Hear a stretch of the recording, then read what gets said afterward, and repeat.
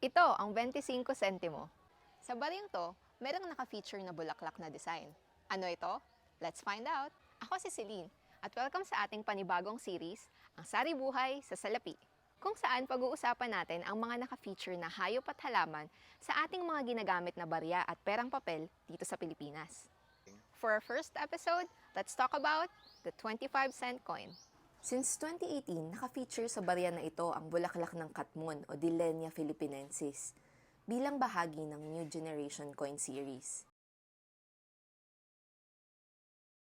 Ito ang katmon in person. Tada!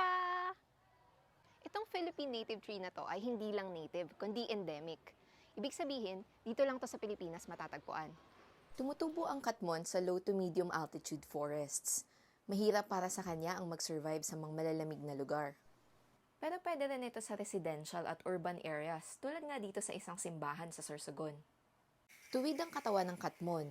Ang kahoy nito ay pwedeng gawing furniture. Meron ding pulang pangkulay na nakukuha sa bark nito.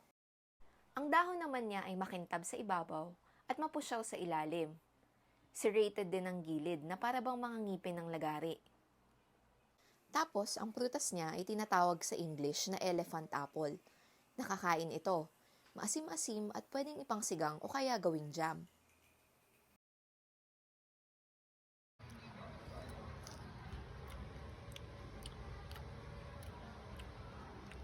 Yummy!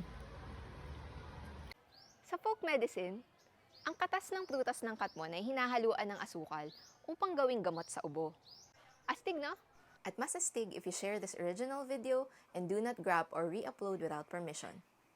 Oh, sipat-sipatin niyo na yung mga barya niyo sa bulsa para sa next episode ng Sari Buhay sa Salapi.